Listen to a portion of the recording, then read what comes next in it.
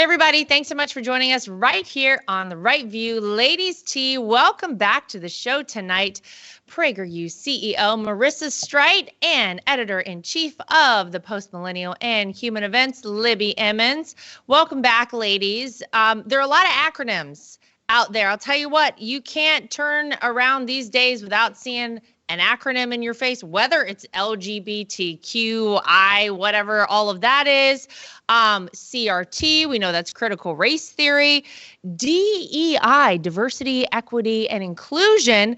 But I think that most people are probably rather unfamiliar with something that's likely affecting their lives, even if they are not aware it is happening, and that is ESG, environmental, social, and governance policies. These, Libby, are things that I don't think most people really understand necessarily what it is. I saw a tweet, I think it was last week, from Elon Musk, where he lashed out because there were some ratings that came out. And he said in his quote on Twitter, ESG is the devil. So essentially what was happening is that there's a rating that companies will get based on their environmental, social, and governance policies. And a lot of these have to do with woke policies. Obviously, you can kind of take that from the title of it there. And apparently in these ratings, Tesla was outranked significantly by the likes of ExxonMobil and Philip Morris. And I'll just remind people, Philip Morris, the brand, they produce cigarettes. Around 8 million people a year die in this country from smoking cigarettes. What should people know about ESG? Because I think it's probably affecting our lives more than we think. Yeah, ESG is substantially a overarching system designed to enforce compliance among major corporations. So you have, the World Financial Groups, the World Economic Forum rather, coming in, making their determinations as to the policies that should be pushed onto corporations, whether they are environmental policies. There have been DEI policies as well. That's more domestic. But they push these policies through. They say, you need to comply with our sustainability goals. You need to comply with our social mandates and all like this. And then they score companies based on that. And companies actually, these ESG scores are linked to their financials as well. So it comes up when they are being rated for stocks and all of that sort of stuff. So it's actually, it's pretty devastating. And the thing with Elon Musk is that Tesla, of course, is an electric car company that has been overlooked substantially by the Biden administration because they don't like Elon Musk, even though they are pushing the sustainable electric cars and all of those sorts of things. They leave Tesla out because Tesla does not comply with their other sustainability goals. Yeah, I mean, it's amazing. Marissa, they ranked ExxonMobil over Tesla. And I mean, I think most people can look at that and they would say, well, wait a minute. I thought that we wanted to move forward in the space of electric vehicles.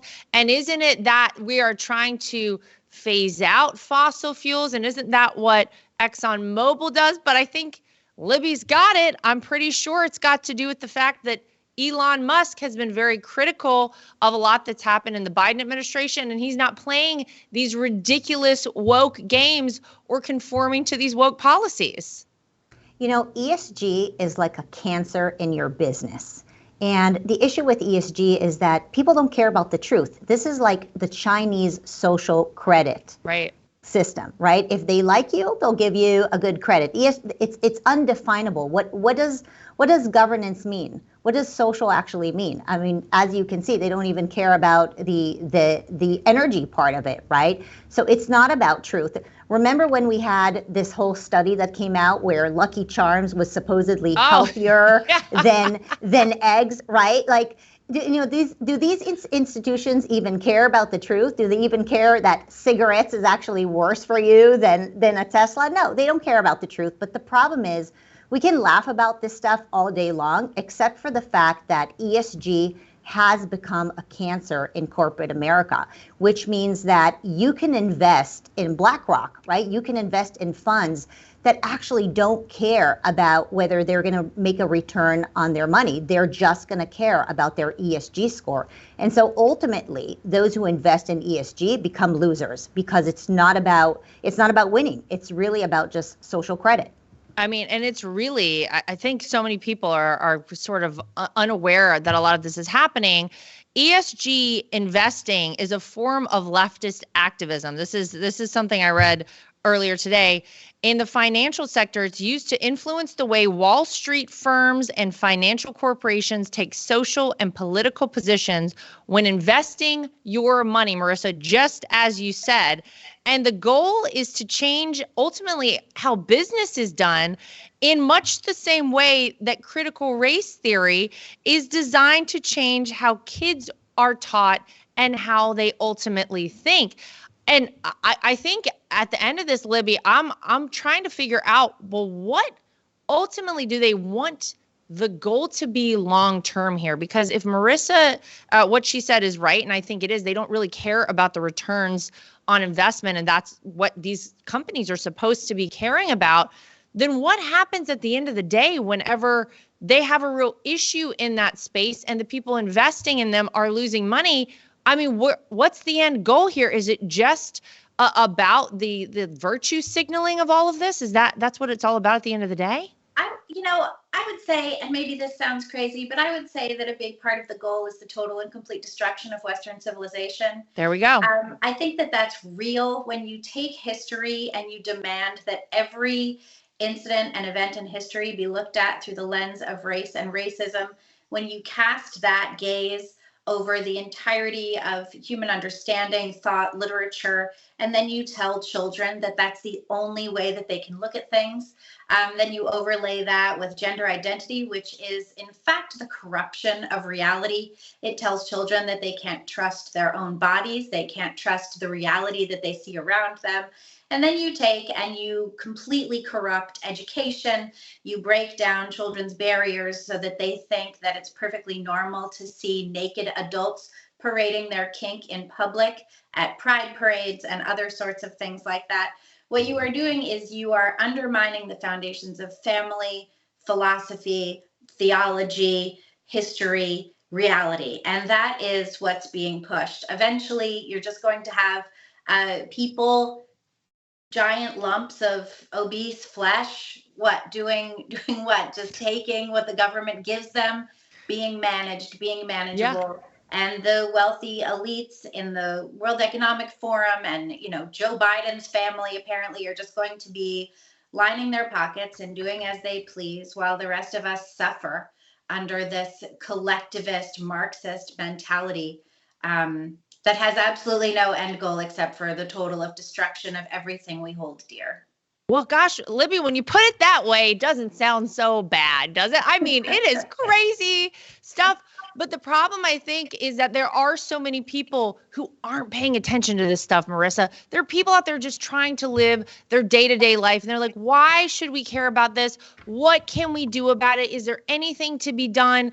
And Libby just brought up the Biden family and they're lining their own pockets. Obviously, we know that this has likely been happening for decades in their family, that the entire Biden family has been profiting off of Joe Biden's position in government.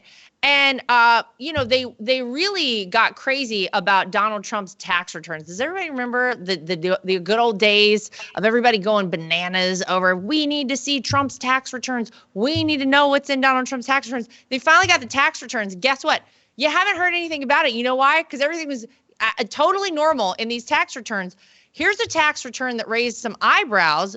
Joe Biden's. Ted Cruz has made a point saying, look, we went through Joe Biden's tax returns for his income in 2017, and there is a mystery source that somehow produced $10 million of income for the Biden family, for Joe Biden on Joe and Jill's tax returns.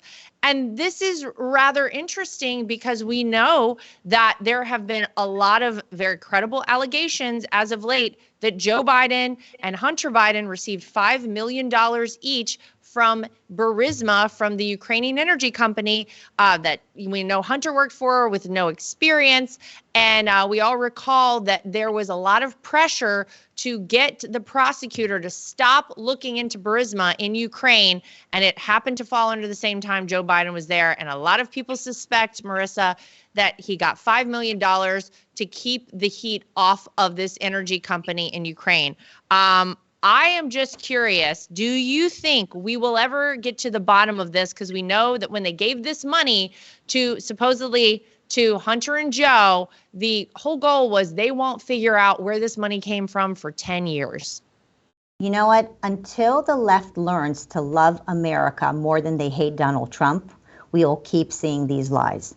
They will go to no ends to just attack Donald Trump or attack anybody that is not in line with what their ideology is. And frankly, it's sad because they need to be reminded that they're raising kids in this country too. And if they're going to tank this country in the name of their hatred towards an individual, then that is the reality that we're going to be living in. We're going to live in a reality where truth doesn't matter anymore, where, crime is prevalent, where we have institutions that are working for the government that are coming after individuals, coming after Americans. I mean, look at Americans. We have no more trust in our systems anymore because they're so filled with hate that they forget that they're supposed to love the country that they're living in.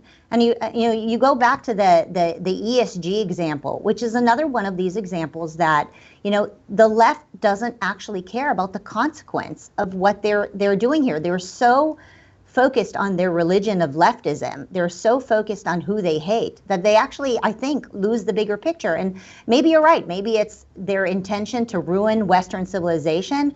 But I think on another note, they're just so focused on the now and on the chaos that they're not thinking long term. What's going to happen in 20 years from now when we have a government that actually goes after individuals simply because they don't like them? Right? I mean, you look at Joe Biden can get away literally with murder, right? He can walk down the street in New York and shoot someone, and because the media is so protective of him, they will bury it. And that to me is a classic example of how our civilization is going to go down. Yeah, and I think this example, Libby, with the Biden family, and I know we talked a little bit about this last week on the show, but to me, the question I have is, if this in fact turns out to be true, and it looks very credible at this point, how do we know that when Joe Biden is sitting in the White House, and yes, we know Joe Biden doesn't know where he is half the time, he thinks the Queen of England is still alive, and he needs to say, God save the Queen for some reason. But how do we know that Joe Biden is making decisions based on what he believes as president of the United States is best for our country, and not decisions based on what he thinks is best for the pockets of the Biden family? You look at this situation in Ukraine. You look at the fact that for some reason, there hasn't been a big push on China to find the source of COVID-19. We just forgot about that disaster. Remember how we all lost years of our lives over that fiasco? We never want to see that happen again. Yet Joe Biden, when he talks to President Xi, they never discuss that sort of thing. We know the Biden family's gotten millions of dollars from communist China. So how do we know as Americans that the guy who is sitting in the Oval Office is actually making decisions that are best for us? Or at this point, do most people just assume it's not Joe Biden making decisions at all? I'm not sure what most people assume. I do know that Biden is not remarkably popular as a candidate for the 2024 election. We've seen that, but I don't think we have any reason to believe that Joe Biden is making decisions, or whoever's making the decisions is making decisions based on what's best for the American public and the American nation. I don't think we have any reason to believe that. And when you look at the way that Ukraine is being handled, that Europe is being handled, when you look at U.S. foreign policy and you see what the specific interests are, from the open borders to the complete and total failure of Kamala Harris's attempt to deal with the so-called root causes of illegal immigration in the Northern Triangle companies, when you see how invested we are in Ukraine for no apparent reason, it's hard to believe that the American public and American best interests are what are driving the decisions of this White House. I just don't think that is what's driving the decisions. You can even see it when they talk about their staff, right? The administration is repeatedly telling us about the various multi-identities of the people on their staff, as though that has any bearing at all on their ability to do the job, do it successfully, or act in the interests of the American people. They're acting in their own self-interest. You even have the press secretary staged, she told reporters on Coming Out Day this past year about her own coming out story, as though that mattered to anyone at all. It's entirely irrelevant. They spend all of their time gazing at their own navels and, as I said before, lining their own pockets.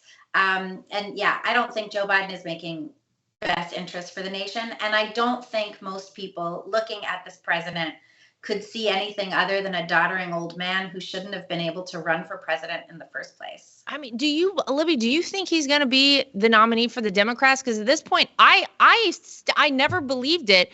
Obviously, we know he declared. Do you think he's going to be ultimately their candidate?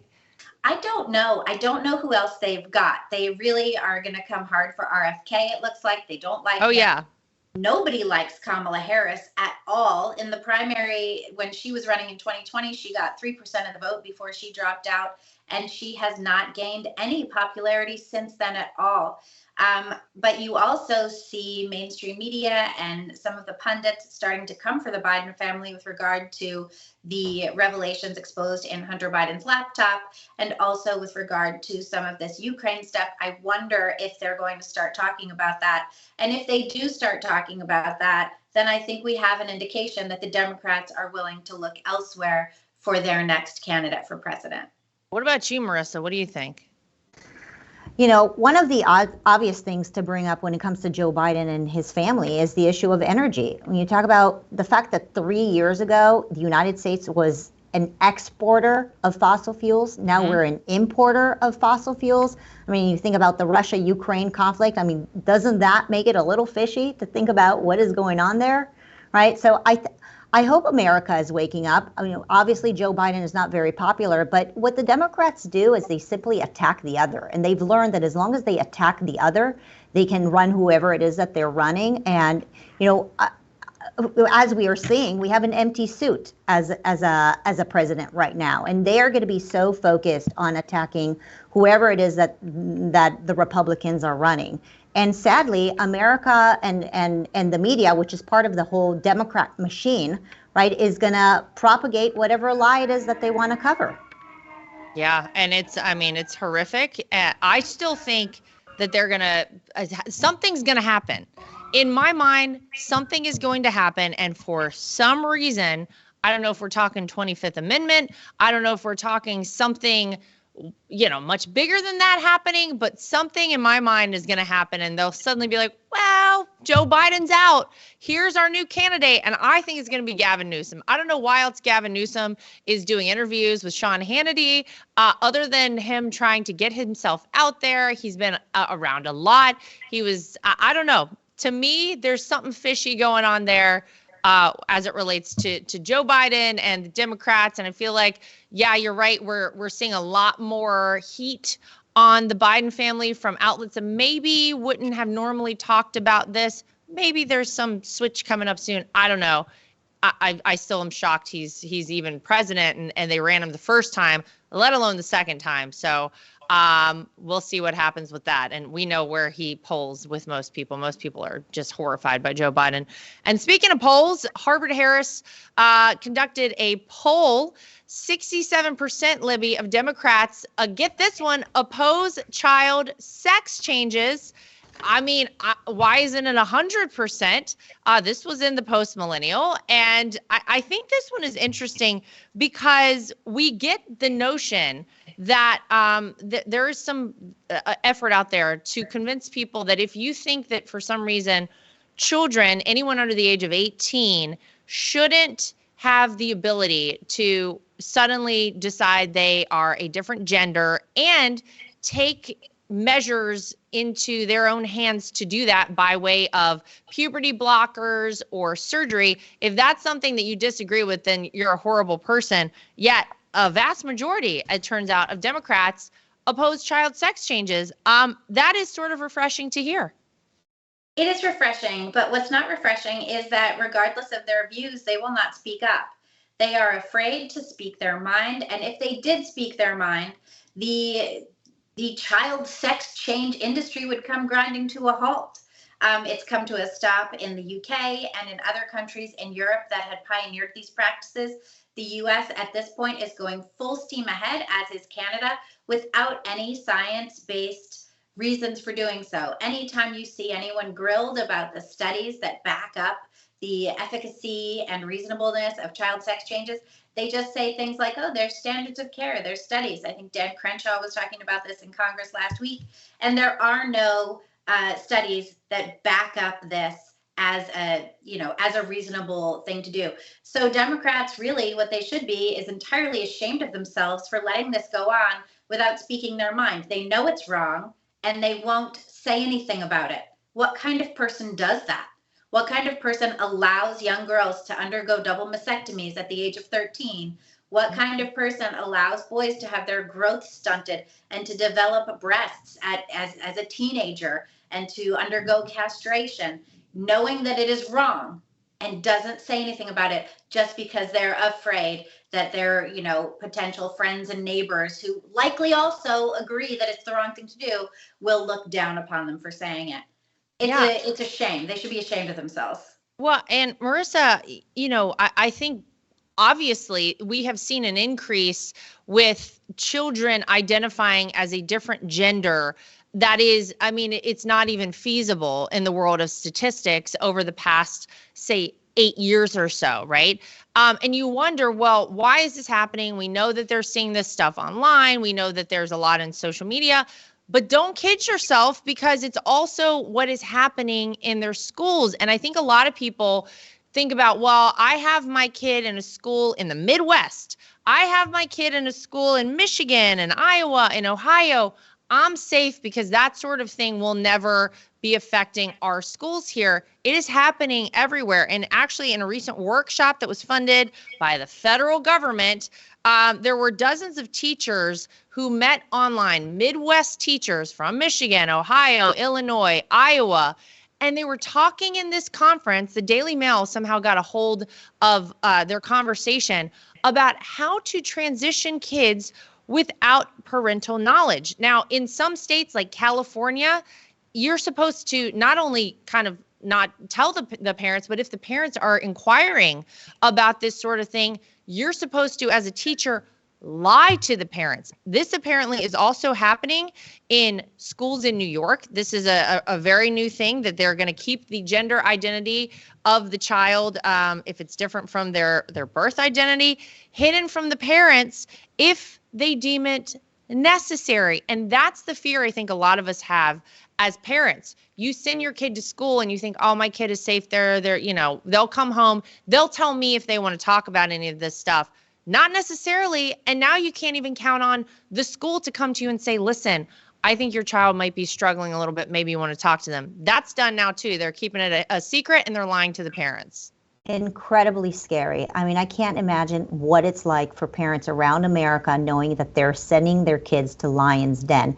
For the first time in my lifetime, America is actually exporting bad ideas.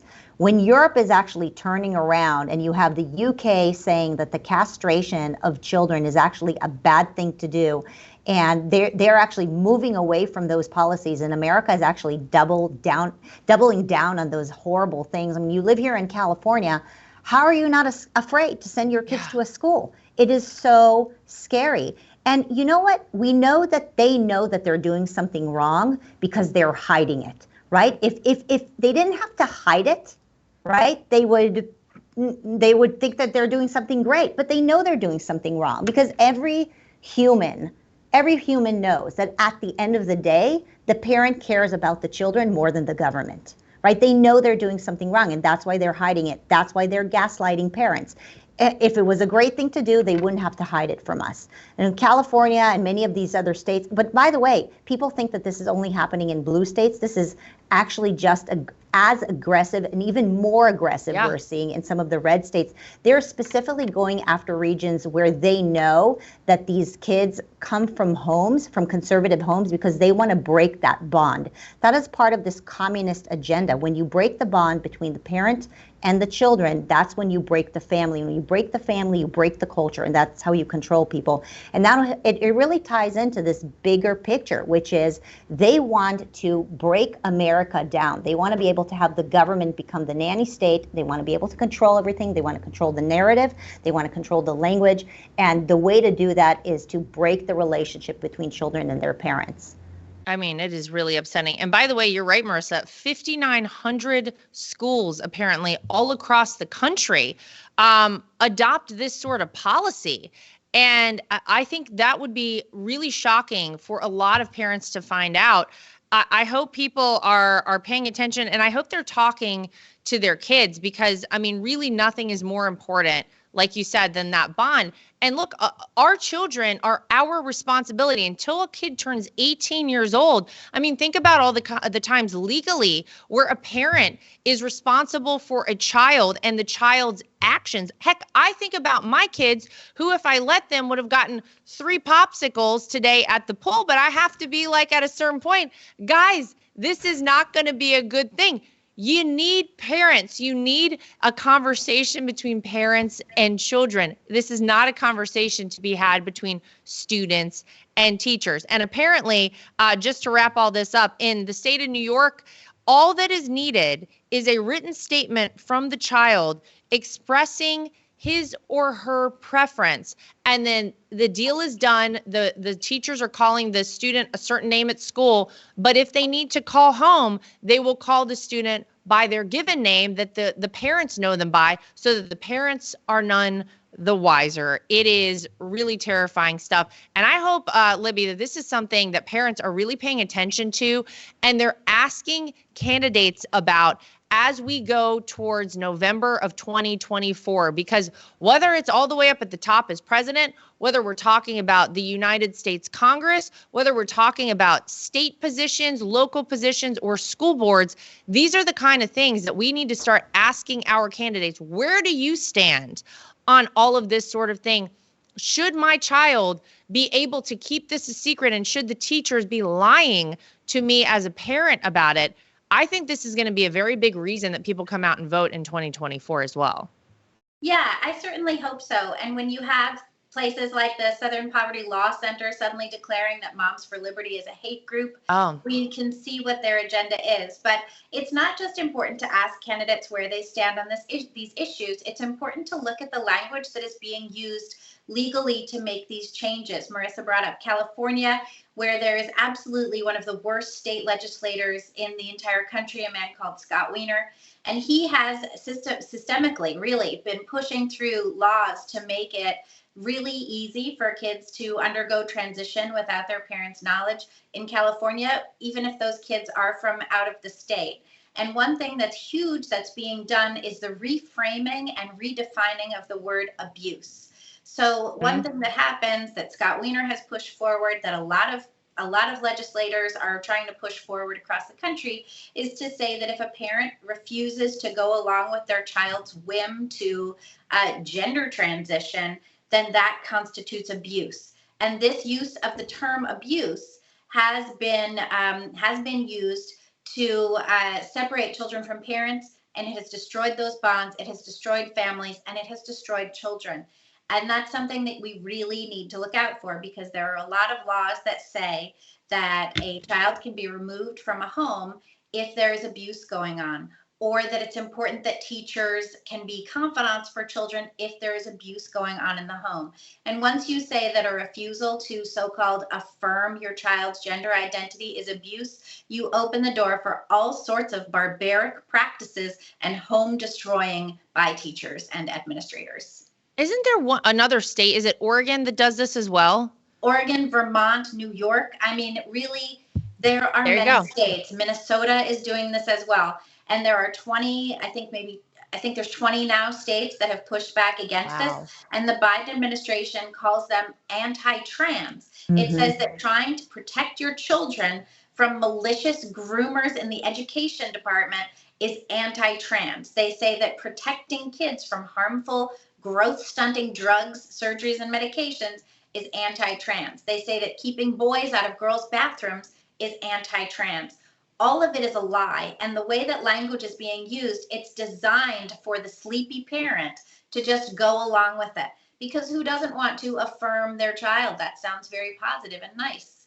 It right? sure Who does. doesn't want to like make sure that their child is able to live their dream and be whoever they want to be? But if you dissect the language and the way that it's being used by lawmakers and activists, what you find is a viper's nest of real poison that can hurt kids and families, and has done so across the country. I talked to a bunch of parents in Glendale where there's been some altercations at school board meetings.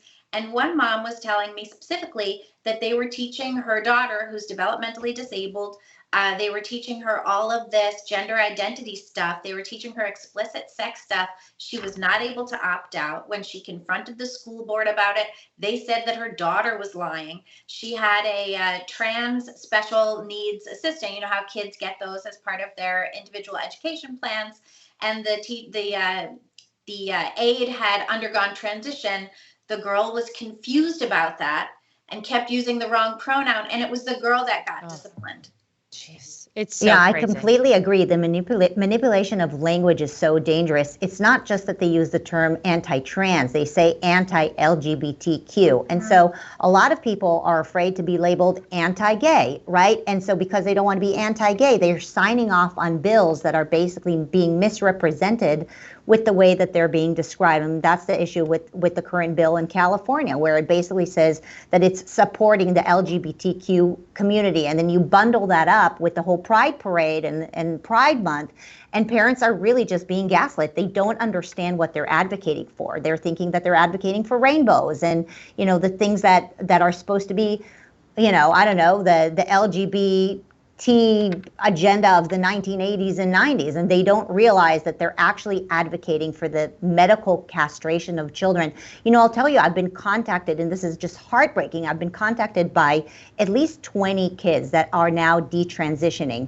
And you know what? It's too late for them. It's too late, because at age 11, they already started on puberty blockers. And by 13, 14, 15, they've already had, you know, breast mutilation and you know, just their sex organs have been taken out. And so what do? By the time you're 19 years old and you finally matured and you change your mind, and you know what? There are no medical practitioners that are helping them now. They can't find therapists who can help them. They're constantly depressed. Many of them are now suicidal. Who is there to help them? Where is the affirmation and the tolerance and the help that's supposed to be supporting these kids who we as a society pushed to ruin their lives? Where are we for them?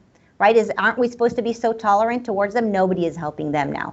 And on top of that, they're being shamed on social media. They're being shamed by many of these institutions that are pushing for this LGBTQAI whatever plus agenda. And we're the mean ones. We're the mean parents that are pushing against this. Moms for Liberty are the mean ones under, you know, the SPLC's new narrative.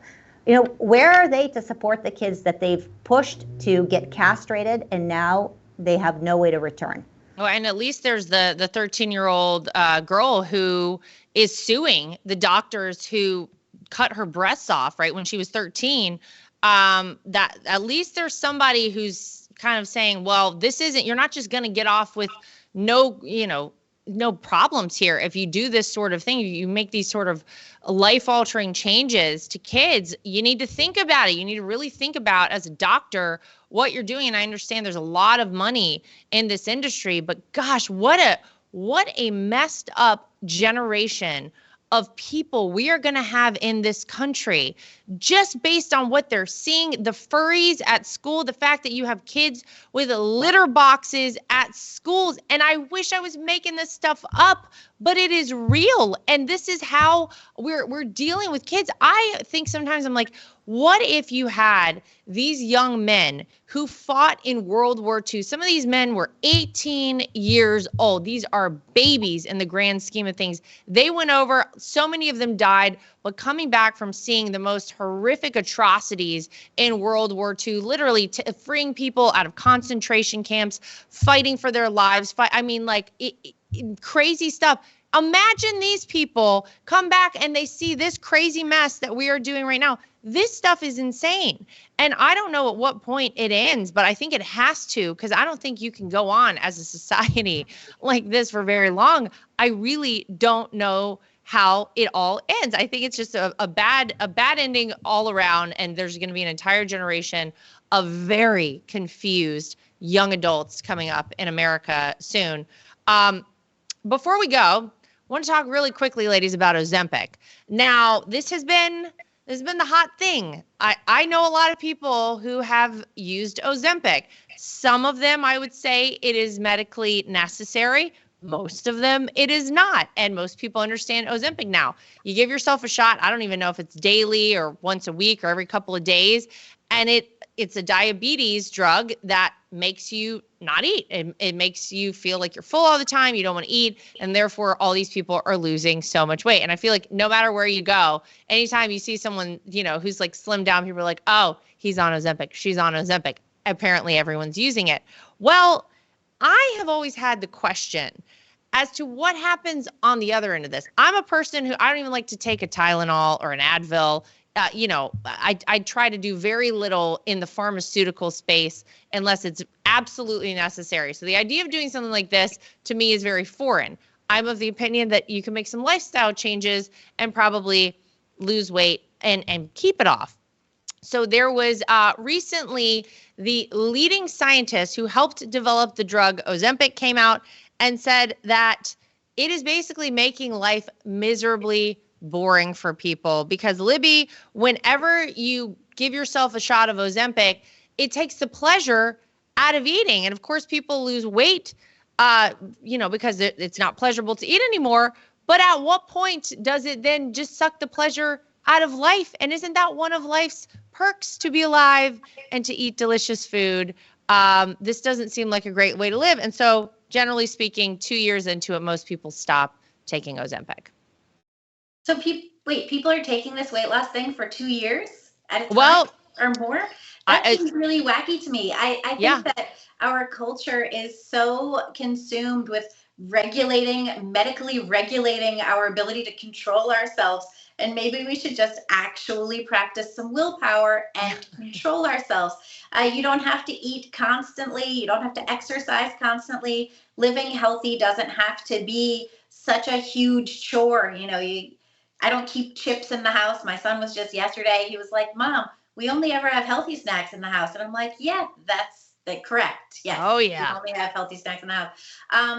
I think that this is really a shame. I understand the need to lose weight and to be healthy like that, but it does seem like a shame to destroy your ability to enjoy a meal with friends for 2 years running. I don't know why. I had the impression that you take those at like a couple of shots, lose weight over 6 months. I pictured it like a crash cantaloupe diet or something like that, Well, but see, that's the problem. It went on for so long. Well, that's the problem, right? Because you start with this, and if you then stop, then a lot of people gain the weight back, or they gain more of it back because they're like, oh my God, it feels so great to eat again. I can taste the food again. I mean, these prescriptions in 3 years went up 2,000% for Ozempic. And obviously there was a bit of an issue, Marissa, that people were worried that folks who actually needed it for diabetic purposes, for life-saving purposes, were not going to be able to get the drug for a while. I don't know if that's leveled out or not, but this is, as a society, this is the sort of thing that I'm also like, God, what a sad commentary. Like, we can't even get it together enough to just lose weight in the old-fashioned way, so to speak, but people are turning to Ozempic. And yeah, if you don't continue taking it all the time, likely you're going to gain the weight back. Lara, I'm like you. I'm very disciplined. I love working out. I love eating clean and healthy. Naturally, I mean, I don't even take Tylenol when I'm not feeling well. So, it's hard for me to come with judgment, but I do know some people who losing weight has been incredibly agonizing for them. Yeah. And they've tried every diet under the sun, and it just didn't work. And they kept, they couldn't build momentum. And because they couldn't build momentum, they never were able to lose weight. And at a certain point, if you're that heavy, you become incredibly unhealthy too. I mean, logging around all this extra weight on you makes life very, very difficult. We've seen that that's, one of the key reasons why people are sick in America, because of them being overweight. So, I don't know where I stand on, there's Ozempic, there's Wegovy, now there's Mounjaro. I'll tell you, I have a lot of friends, including doctors and surgeons, who are saying to me that they are planning on being on these drugs for the rest of their lives. They're not even planning on getting off of it. And these are doctors who I would call, if I am unwell, right? Like, these are people that I totally trust. They're not part of the doctor sheep that we all, couldn't trust during COVID. So I don't know what to say. I had two really interesting interviews this past month. I had an interview with a guy named Vinny, who claims that these drugs are the worst thing ever. And, he's an athlete, and he really believes in just diet and exercise and never any of these drugs. And after the interview, I got in my car. I'm like, you know what? I want to hear the other perspective on this, because look, I'm not a doctor. I don't struggle with my weight, so I don't think it's fair for me to judge either. And so I brought on a doctor who was very pro Ozempic and Wegovy and Mounjaro, and she just swears by this thing. And so I have an hour interview on my website with somebody who is very much against it, and I have another hour interview with somebody who is very much pro it. And I think it's just worth listening, because at the end of the day, time will tell what's the right choice. But I also recognize that, not everybody is able to be like us. Not everybody is able. Look, we have a problem in America, which is, a pill fix culture, right? Every problem you have, you want to be able to take a pill for it, and within a couple of days, you want it to be solved. And that's not how life works. And discipline is incredibly important. But sometimes if you have a little bit of a runway, and that can be helpful, and then you can maybe tamper off of it, if you can do it for a few months and start learning new behaviors that are very difficult to unlearn on your own, that might help too. And so I'm no Switzerland, as you know. I have strong opinions about a lot of things, but with this one, I'm a little more forgiving. I understand that some people need to make, different decisions given the different backgrounds that and challenges that they have in life. Oh, and I totally agree with that. And don't get me wrong, if someone if they need it, and I, being overweight is certainly a life-threatening problem, and it causes a lot of health issues. And I'm all for people losing the weight. And if this is the way that you springboard you there, that's great. I'm talking about people I know who want to lose 5 pounds. 5 pounds. Okay. Yeah. And this is how they've done it. And for me, from a selfish perspective, I go out to dinner with some of these people, and I'm like the one eating the food, and I'm looking around and I'm like, what's going on here with everybody eating? No one's eating anything. I'm like, all of y'all are on Ozempic. This is terrible. I'm the one eating all the food. It is not a fun dinner for me to go to. So from a selfish perspective, for people trying to drop like 5-6 pounds, this is where they're turning. And listen, a lot of my friends do it, and whatever, you do you. I'm not judging you. I'm just curious to get the long-term effects of it. Will be interesting to see. And already the impact in people's aesthetics has been interesting, because Libby, there are a lot of people who apparently have been going in for facelifts, because they call it Ozempic face, because people lose so much weight that then everything's like sagging and your wrinkles show more. And so they're like, I got to get in and get this fixed. So you fix one thing, but then there's something else you got to fix. I don't know. There's a lot of moving parts with this one to me.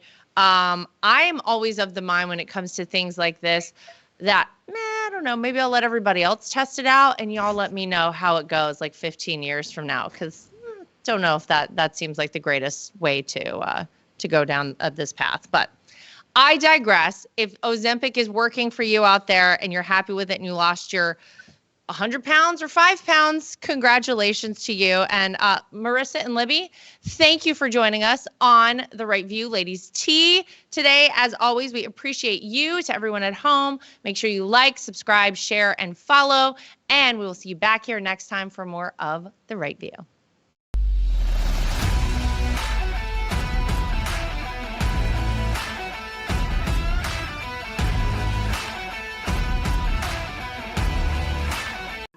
So I'm like a lot of people. I love to wear an Apple Watch, but I hate how it looks. And I scoured the internet to search for the best looking Apple Watch cases I could find, and I found it. goldandcherry.com.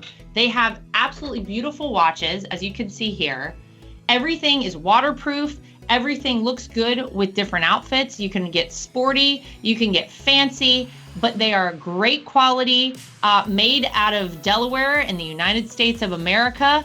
And they have been kind enough to give me a promo code that I can share with you if you want to get your hands on one of these as well. It's Lara T, L-A-R-A-T is the promo code to get yourself a discount at goldandcherry.com. And not only do they make Apple Watch cases, they also make great products for iPads and iPhones, keyboards, your desktop, everything you could possibly need.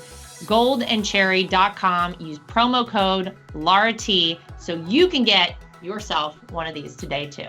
At The Right View, we're very proud of the fact that we are independent. We get to say everything that we think and everything that we feel. We have no woke companies guiding us or telling us what we can and cannot say. We are always going to shoot you straight and give you the facts as we know them.